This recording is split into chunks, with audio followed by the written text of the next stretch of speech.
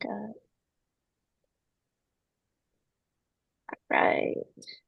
So good afternoon and welcome to the Apprenticeship Expansion NOFO webinar. My name is Elizabeth Yoder with the Illinois Center for Specialized Professional Support at Illinois State University. I will be the moderator and technical support for today's webinar. If you have any questions as the webinar proceeds, please post them in the Q&A or the chat and we'll address them throughout and at the end of the webinar. To be as accessible as possible, this webinar is recorded with closed captioning.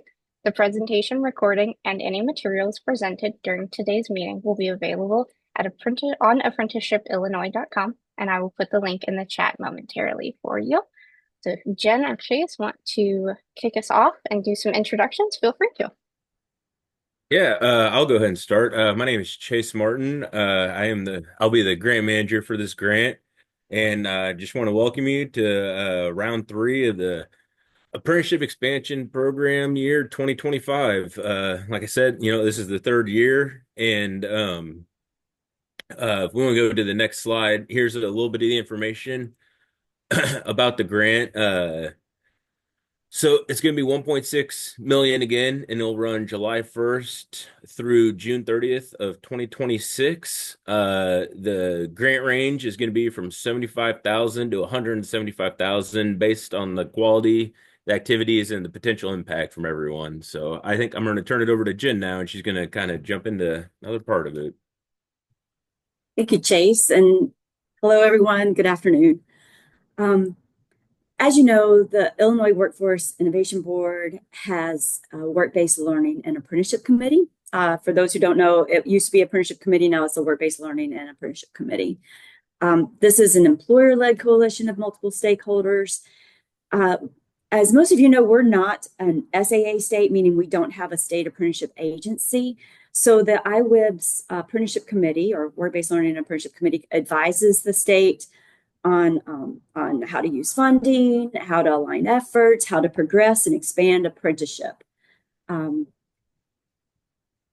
So a long time ago when we first started, it was back in, I think, 2016, and then we did some studies and all, we were finding that one of the largest barriers to apprenticeship expansion in the state was employer participation. So that's why you guys are here right now. Our whole mission is to expand registered apprenticeship. So when you see RAPs anywhere, sorry, I didn't spell it out, but that's registered apprenticeship programs, and work-based learning as well. And we do this through apprenticeship specialists and intermediaries. And we embed those apprenticeship specialists within business services team. And I'll show you why in just a second. So many of you have seen, do you all see the little framework, the Apprenticeship Illinois framework? Am I on the right slide? Okay, thank you. We came up with this, I think I put it up here, circa 2016, 2017. We decided that if one of the largest barriers to expanding apprenticeships were the employers themselves, then the best way we could expand it is making it easier on the employers. And we thought we could to like ease that burden on employers. So the easiest way we're thinking to do this is through two-pronged approach. One through apprenticeship specialists. We first called them navigators. We're now calling them specialists. And they are solely employer focused. So they're bedded in the business services team. They do business outreach. They help with program development. They help businesses register those programs, figure out what the right occupations, figure out the right work process schedule, figure out the right training partner, help the employer with kind of through consultative sales-like approach. The second one is with apprenticeship intermediaries. So intermediaries, although there is overlap, they're more participant focused. So the intermediaries, a lot of the intermediaries within our state are actual community colleges, or they may be training providers.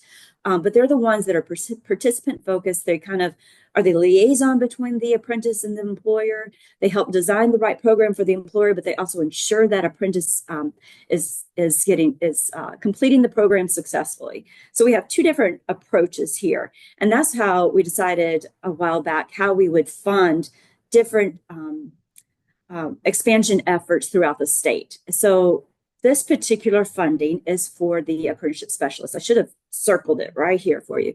But for this particular funding, we're talking about apprenticeship specialists. And just a very high level overview, I think I already kind of told it. The apprenticeship specialists, they're that key point of contact in a region for apprenticeship expansion. So there's somebody, and we realized this a long time ago, intermediaries and specialists alike, the function is bigger than just one person. But when it comes to specialists, we almost need a face or somebody to point to of like help coordinate that. So that's what our apprenticeship specialists are. They're that face for that region of how to get employers to start programs. They help facilitate the development of it. They act as a convener for regional coordination, and they support existing and potential intermediaries in their area. So they're not just helping employers, they can also help potential intermediaries get started to start programs up or help existing ones. So they should not be working in isolation. They should actually be working together.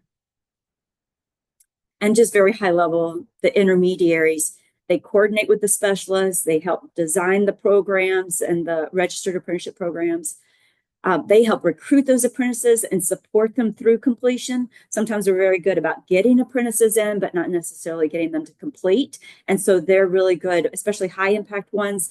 They're very good about being that sounding board or buffer between the employer and the apprentice, helping them with any kind of supports that they may need during the process.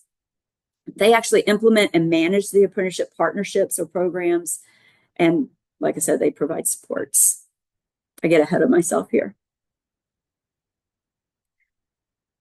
When we started these SAFE grants, I think when Chase was on that first slide, it said SAFE, which is SAEF. That's short for State Apprenticeship Expansion Formula. So these are part of the Apprenticeship USA grants that started back in, I believe, 2017 with a planning grant, and we've gotten quite a few from the U.S. Department of Labor over the years. So this latest is SAFE, so State Apprenticeship Expansion Formula. There's two different parts to it. One is the base formula funding, which is what we're using this for the apprenticeship specialists, and the other is competitive funding that we have applied for, but that's something separate. It's not guaranteed necessarily. Yeah. So when we applied for these monies back 2 years ago, and this is our third one, we had to come up with a 5-year state apprenticeship expansion plan that we did with the Illinois Workforce Board's Work-Based Learning and Apprenticeship Committee, along with an advisory group. And so basically, these are the 4 overarching goals. We just broadly what we want to do, and it's really,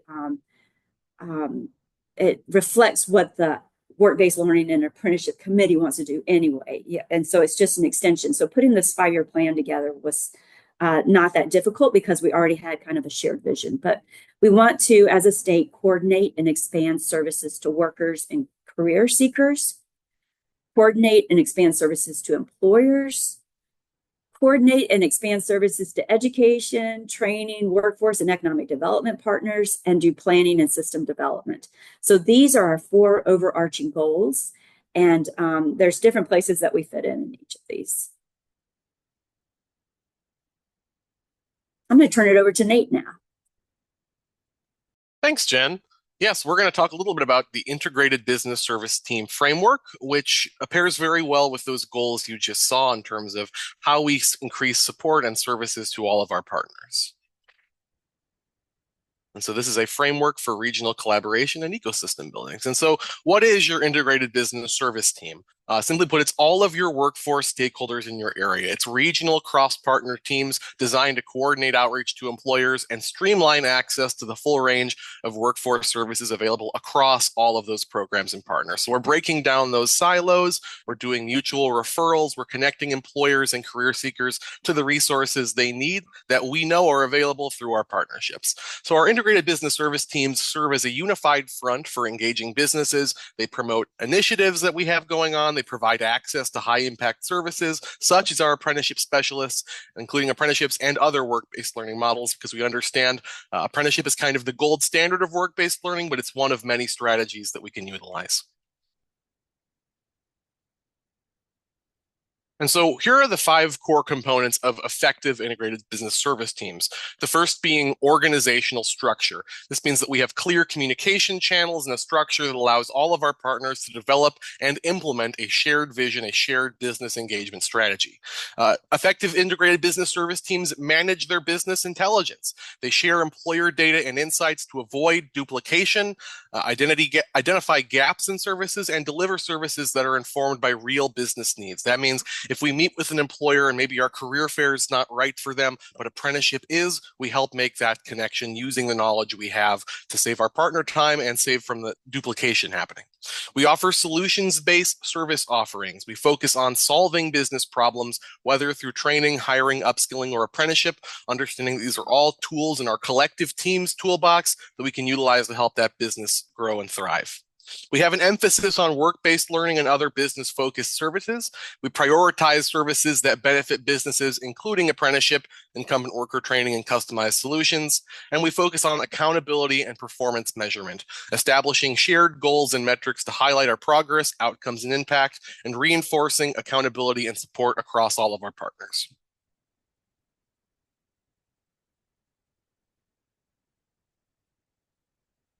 And so if you come in for this grant and you receive it and you have the apprenticeship specialist, what does it mean to work with your integrated business service team? Well, you're expected to embed yourself in that team and, importantly, help it function as a coordinated team. So you're not just sitting in the meeting, you're an active participant helping make those connections we talked about in the previous slide, helping to make sure that those referrals between employers are happening, that employers are being served with the proper services that are available.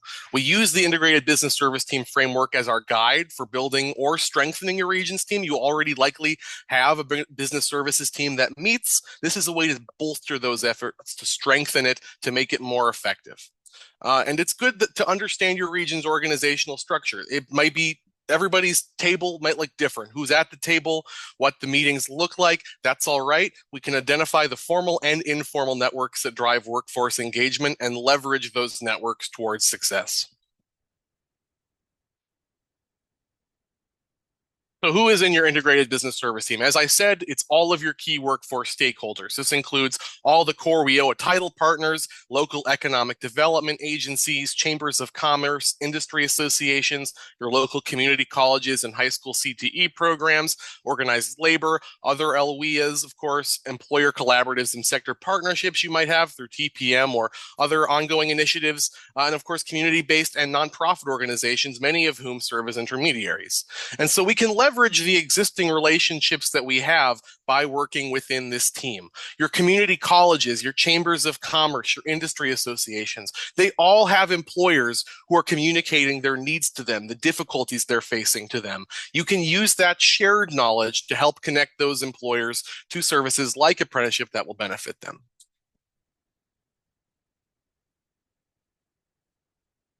And so what else does it mean to work within your team? Well, it's going to help you extend your capacity. We know that the navigator apprenticeship specialist function is bigger than one person.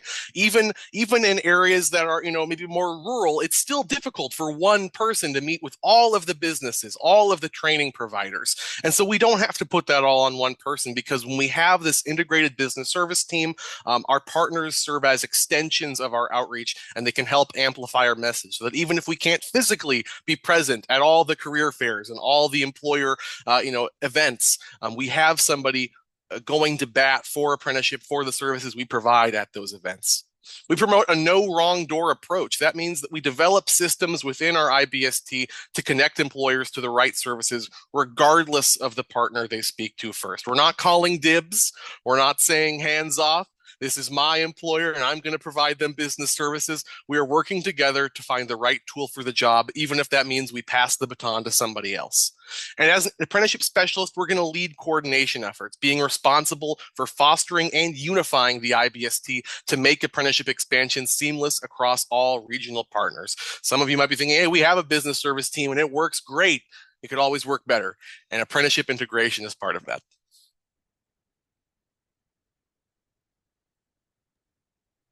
All right, so thank you, Nate. Yes, and you know what? I just want to back up for just a second and say that that IBST, the Integrated Business Services Team, like framework, was put together a few years ago by the Workforce Board's Business Engagement Committee. And so they had a lot of businesses and other partners come together to put that framework together. And we're just using it as a guide because it really brings us, it's a good tool for us to approach our efforts in our regions and the state. So this slide here is trying to bring together what we're asking from you. And so what we're trying to say is let's learn together on how to do this.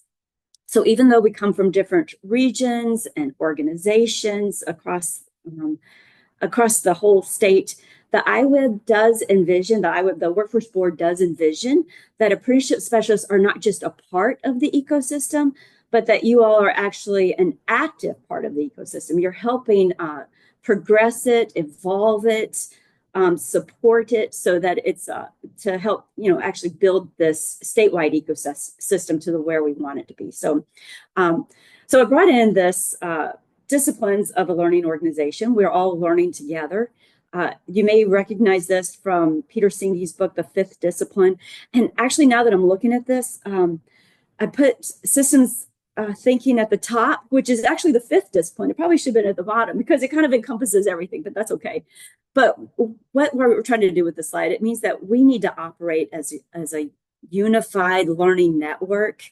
And these disciplines kind of give us a framework, even within the integrated business services team, it gives us a framework of how to look at it, of how we're going to learn together. So starting with systems thinking, we're all a part of something bigger. We're part of a larger system. So education, workforce, economic development, it's all connected. So what we do in one part of the state could have ripple effects in the other part of the state, whether they're good or bad ripples. And so we're asking that you have a systems thinking mindset. So the systems thinking that you're aware of these connections, that you're thinking beyond your own individual roles, and that you're seeing the patterns and not just events when it comes to work-based learning and apprenticeship. Personal mastery. So this work is hard. Apprenticeship, so Nate says it often, apprenticeships are not hard. Apprenticeships aren't. Setting them up, doing it, to put them in standards builder, finding the right occupation, things of that nature. It's not hard, but it is complex because we have to deal with humans and we're dealing with employers who have different bottom lines or agendas, everything. So this work is hard. And so with personal mastery, it's all about that we all stay curious, that we stay open to learning, and even being willing to challenge our own assumptions. We believe that each of the apprenticeship specialists will bring a different strength, and that's what we're counting on. We're hoping that you do bring your different strengths, and we're just asking that everyone commits to learning and growing in this role. With mental models, we all carry assumptions, whether they're known or unknown, or whether spoken or unspoken, we all have some kind of assumptions. And these assumptions could be about how employers should be engaged or how employers do engage. It could be about who apprenticeships should be for. It could be about what works and what doesn't work. We all have different mental models. But this particular discipline, it pushes us to examine those beliefs and being open to changing them if needed. And so it's that flexibility that will help us reach, these new sectors, new employers, new processes, new better practices. Building a shared vision. So this grant isn't just about funding apprenticeship specialists, it's about funding people who can bring others along with them. So Nate was just telling you about your integrated business services team in your region may look different from others, but it's who you're going to bring along with you. And so we need to build a shared vision among our integrated business service team partners where everyone can see themselves, how they fit into there. And that's your role, is to help build that shared vision and see how they fit into this, into part of that bigger mission we have as a state. Team learning. Well, first of all, no one has all the answers. I know that comes as a surprise to you that we here on this panel don't have the answers, all the answers. But it means that we can lean on each other and we can learn from each other, because we already know there is so many great things going around all across the state. We just want everyone to be able to benefit from that. And so we're asking you share what's working, work together on different challenges. So we're going to have regular meetings, some peer learnings. We hope that you share strategies. And through this, we hope that we'll build something bigger than just one program or region could have built on its own.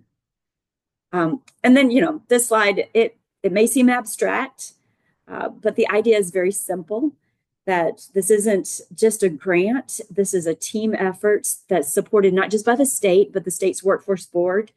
And if we each bring these disciplines, these 5 disciplines into our work, we're going to build something greater together. Talent pipeline management.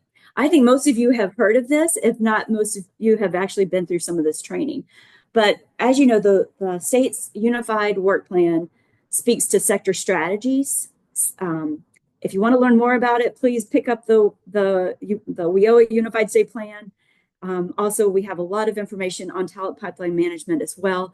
But bottom line is reaching a group of employers and aggregating their needs together is more impactful than just doing one employer at a time. Now, one employer at a time, we may still do, absolutely still do. But we want to aggregate the needs of employers.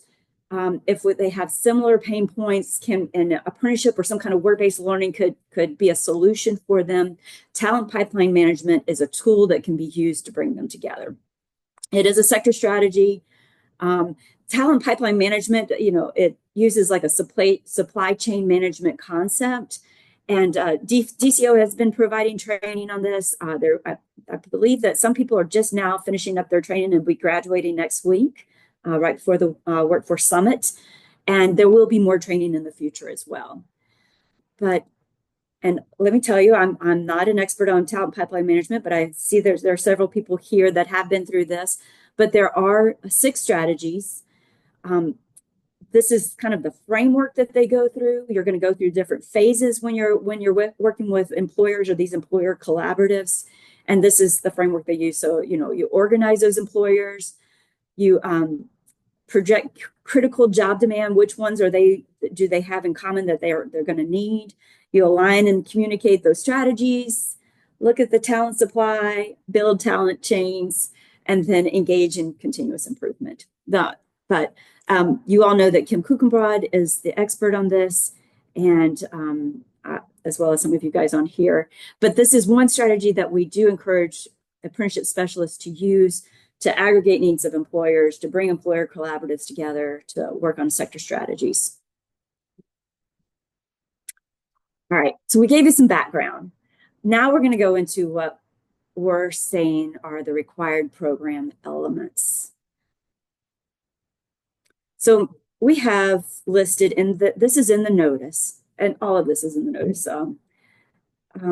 But we have 6 required program elements spelled out for you. So instead of just reading these to you, we're going to go through each one individually.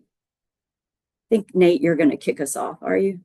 Yeah, so the first of these responsibilities we've identified is to have regional expertise and coordination, which means knowing your region and building a network to support apprenticeship expansion.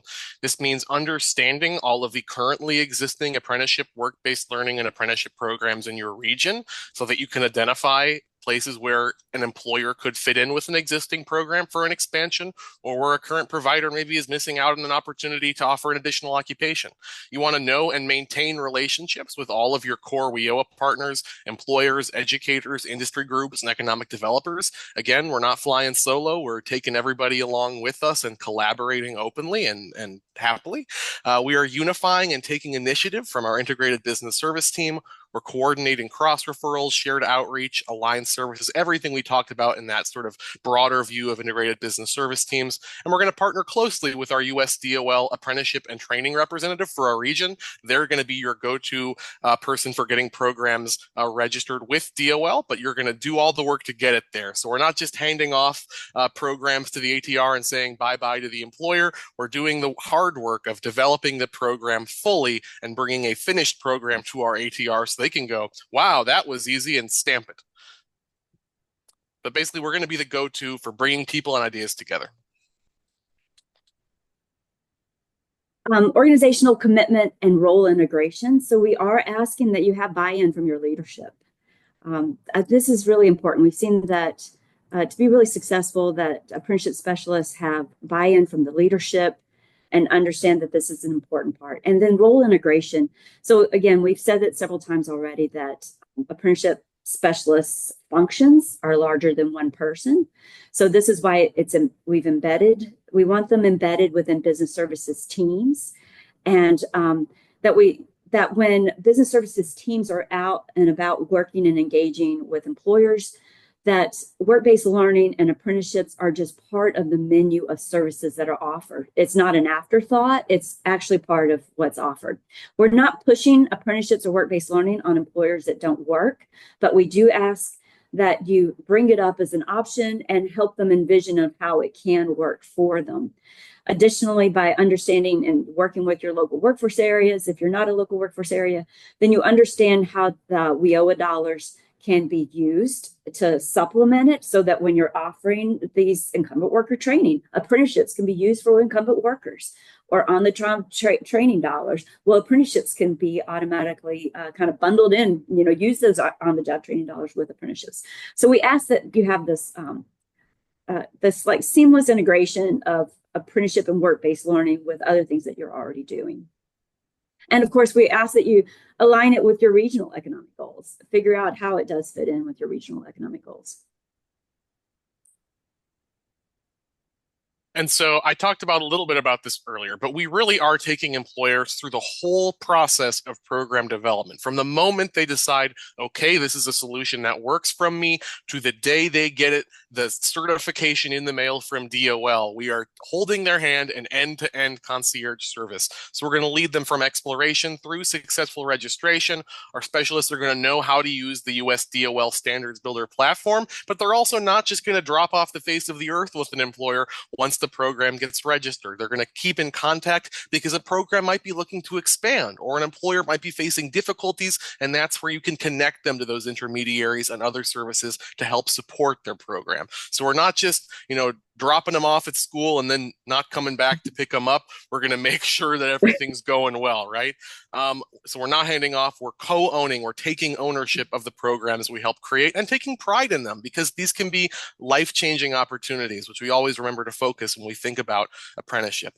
We facilitate partnerships with our education and training providers. It's important that we have those connections, especially with our local community colleges and industry training providers. We can't operate apprenticeships without those partnerships many times. We're going to align our training content with program and occupational needs. We're going to trust the employer to lead their program, but we're always going to offer useful consultative advice. I was waiting for you to talk. Sorry, it's me now. So we also ask that you collaborate and you participate in networking with us. You do network participation. So, we're kind of calling this our statewide apprenticeship specialist network, but we ask that you be an active participant in this, that you don't need us to actively participate with other apprenticeship specialists as well, but you're a part of this. Again, so I said it earlier when I was talking about the systems thinking slide, or the 5 disciplines of a learning organization. We do want you to help with each other and us at the state level to share practices, solve problems, align strategies. We do want you to collaborate with your integrated business services team members, your DCO Red team, your local partners. One of the reasons we collaborate so much is also, and Nate was saying this when he was talking about integrated business services team, is that, you can't possibly reach every employer out there, but somebody else is going to be talking to an employer. Your partner doesn't need to know how to use standards builder, but they need to know enough about apprenticeship and align them with the business needs, and then enough to then pass them along to you. So they're an extension of you. So that's why we're asking that you always collaborate, because then your impact is bigger than just you. And then we also ask that you help support collective efforts, such as National Apprenticeship Week, which yesterday was National Apprenticeship Day. We're in transition this year. Next year, it'll be in April for an entire week, but things of that nature. And the Workforce Summit, and then the Apprenticeship Boot Camp. There's a lot of different collective efforts we have going on during the year, and we ask that you participate. Something that I left off and didn't mean to was also we ask that you participate in the IWIB work-based learning and apprenticeship committee. We give out reports about how the apprenticeship specialists are doing. Last time we were able to say that it was just over 9 months, I believe 36 new apprenticeship programs were created by the apprenticeship specialists from this last grant cycle. I mean, that's just amazing. So we get to share the successes, but then also if there are challenges, the Workforce Board's Apprenticeship Committee is there to help you figure out those challenges. There are business people on that committee. They're going to support any challenges that we have and figure out how to better expand apprenticeships, or if there's policies that are needed, or whatever. And you're not alone. We're in this together. So we ask that you share, support, and show up for your region and state. A huge part of being an apprenticeship specialist is also professional development, in no small part because apprenticeships are always changing and adapting and integrating new occupations and new frameworks to help them be successful. And so we have to do the same thing. We have to continue to learn and lead. So we're going to have required trainings. We're going to have peer learning opportunities that we want our specialists to meaningfully contribute to. We're going to have you identify local barriers that you're facing to apprenticeship expansion and propose solutions to those barriers. Not just complaining, but making a difference, right? We're going to serve as a thought leader for apprenticeship in your region. We're going to be the ones innovating those programs that employers haven't heard of before, but are excited to embrace or convinced to embrace and then see be successful. And we're going to educate our partners on all of the apprenticeship models and alignment opportunities. As Jen said, not everybody needs to know how to use Standards Builder, but all of your partners should know enough to be dangerous, but not so little that they're dangerous. Good one. Finally, this is a grant, so one of the required program elements is reporting and accountability. So we're asked that you track, report, and this helps drive impact. So we will use Illinois WorkNet Navigator tool, use it on a weekly basis. Illinois WorkNet has really created or embedded some more robustness into this tool using Dun and Bradstreet information, so you're able to actually research businesses before you go and talk to them. So we ask that you put in your business engagement and your program development information into this tool and you report it. Of course, you're going to have quarterly narratives and the other PPRs, PFRs, things of that nature that Chase will work with you on. And then each quarter, we do have a different apprenticeship specialist speak to the Work-Based Learning and Apprenticeship Committee. And so we may tap you to actually tell your story, because the data tells the story too. So now we're going to move to just the application information. I'm going to turn this over to Chase here. Thank you, guys. So here's the program funding. Like I said earlier, these grants are going to be anywhere from 75 to 175 grand a piece.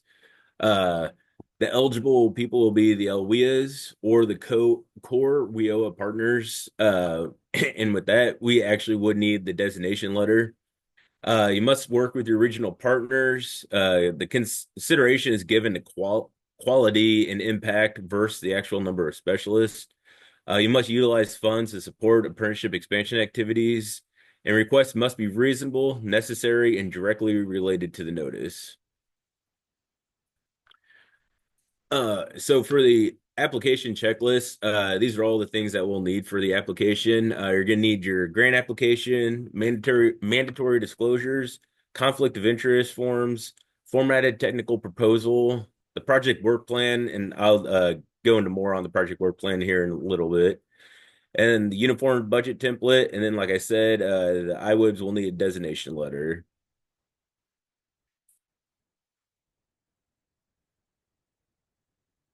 And for the technical proposal, it's 3 sections, and 1 being the applicant capacity, 2 being the quality and potential impact of the grant application. So describe how you will meet the required program elements. And then the 3rd section is the budget narrative. Yeah, and can I just say that so we try not to overcomplicate this. It's not like the big NOFO that went out earlier for the intermediaries, but that's why we have just like 2 questions towards applicant capacity, and then really the section 2, the quality, which actually is the largest amount of how of what it really counts is how you're going to meet those required program elements. And these are in the notice itself, as well as in this PowerPoint. Thanks, Jen. We're going to ask you to complete this budget table, and you'll give the amount for each of these, and then you'll also be required to submit a uniform budget template as well. We just want to make you aware of that. Also provide the brief budget narrative for each line item in the budget. So the personnel, fringe, travel, supplies, contractual, the incentive costs for employers, and supportive services. You'll just give a brief narrative on each one of those when you're filling out the budget. And this kind of breaks down, exactly what's going to be in each line. So if you want, when you're filling out the budget, just please refer back to this slide.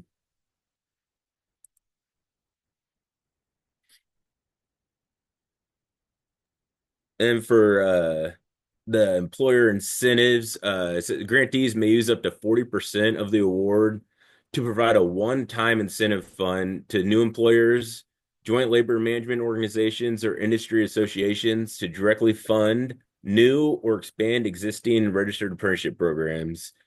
And then here are some examples of allowable use for the incentive funding. Like I said, when you need to use this, please refer back to the slide, and this kind of breaks down anything. And if you have any questions at all, please reach out to us, and we can provide assistance if you're not sure if one will be allowable or not.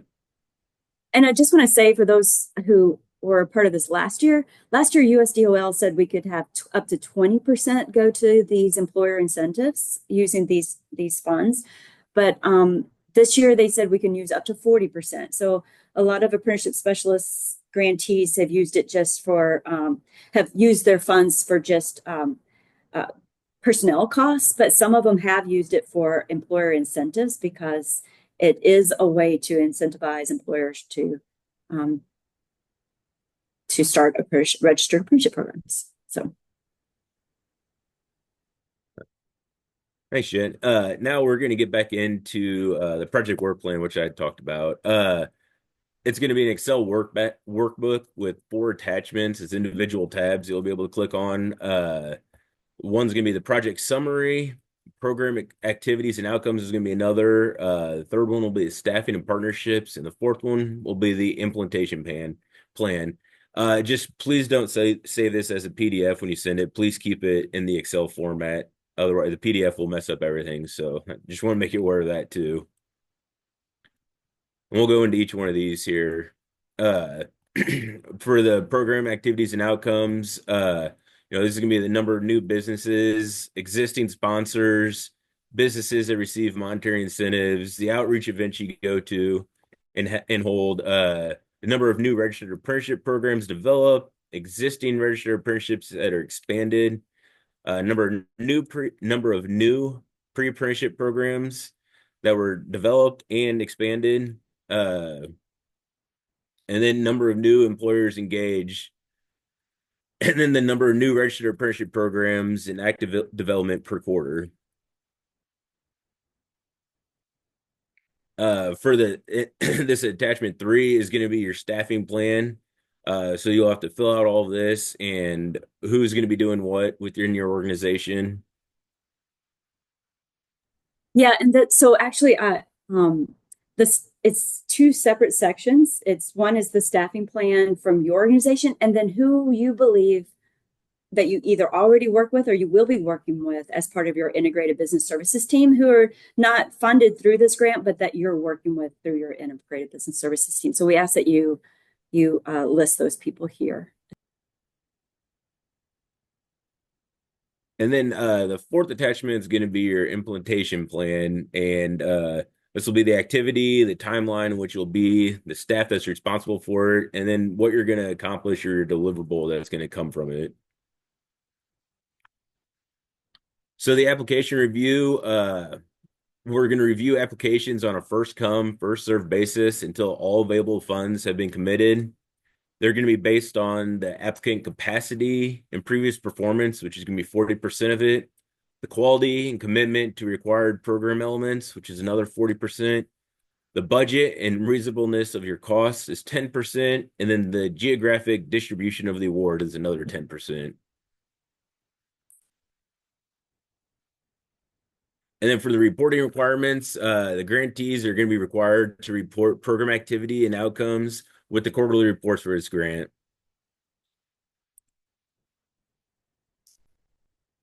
So the program is going to be funded by USDOL Apprenticeship USA grants. The grant funding provided on a reimbursement basis, pre-award a cost allowed. Cost must be associated with allowable apprenticeship expansion activities. The cost must be documented. And the grant awards are subject to monitoring by us at DCEO and also the USDOL. Organizations that request funds under notice should submit a completed application electronically to co.oet.grants@illinois.gov. And that's linked here too when you're because this packet will be sent out to everyone. And then the applications must be received by June 2nd to guarantee consideration for funding commitments before the June 30th of the state fiscal year end. And then now we'll kind of open it up to any questions that you guys may have. Let's see. It looks like we have this is really good information and makes it clear on what IBST, the Integrated Business Services team, does. Can I share with our IBST members? Yes, we will provide this for you guys. The NOFO says the awards will range from 50,000 to 200,000, but the slide deck, that would be my fault. So anonymous attendee. So I'm sorry about that one. If the notice says 50 to 200, that's what it is. So I think that was a leftover from last year. So looks like there's there twice. Let's see. If our LWEA 7 was funded as one entity and we were subcontract, the LWEA is submitting the new application, correct? Versus individual agencies. Yes, it has to be, and please, John Barr, speak up if you want. It has to be, it either is the LWEA or someone designated by the LWEA. Yep. You can have we can only provide one grant per local area. But if you want to have a sub contract with a partner, we're fine with that. But it's one applicant per local workforce area designated by the board. And this is different than last year, as it could only be a local workforce area. This one, it could be a core partner, but designated by the board. Is that correct, John? It's got to be a WIOA core partner. WIOA core partner. Mm-hmm. Yeah. Any other questions? Let's see. If an LWEA provider subcontracts out services, can we subcontract apprenticeship services to our Title I provider? Providers. Can we? If a provider subcontract, I'm not sure. Can you tell us more about that, LaDonna? I'm not sure. I'm not understanding that. Oh, question. She just said you've answered it, I think. Okay. And you can come off. I love a riddle. The workforce sphinx riddle. All right. Does a LWEA applicant need to submit the LWEA designation letter or only partners? Everybody. Yeah. So anybody. So you should have. And again, it's, we're not going to be like sticklers on must have the board, the board presidency. It's we need a document showing that that's who they've designated as the eligible applicant.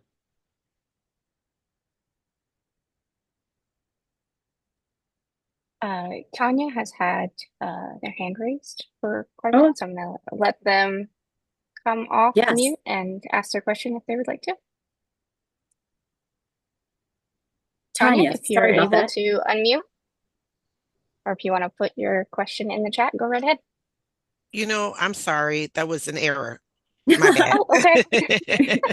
No problem. That happens to the best of us.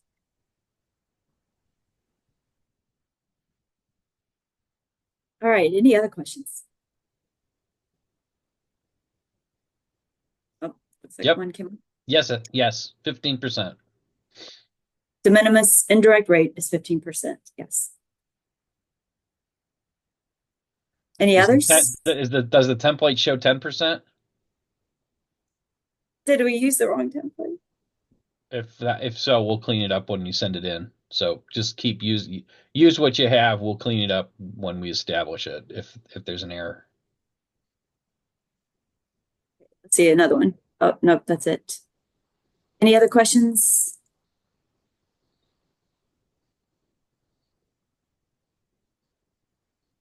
What is the final submittal date? So it's June 2nd. But we did say Yeah, June 2nd is like the first cutoff. So like that Yeah. basically that's the first cut. Technically we can accept them, later. We don't necessarily have a like a drop end date. I guess the notice will expire 6/30 of 26. So I guess like technically that would be the date, but realistically, if you want to be in the mix for like the first cut, got to be June 2nd, and then whatever kind of is left over will be provided on a first come, first serve basis.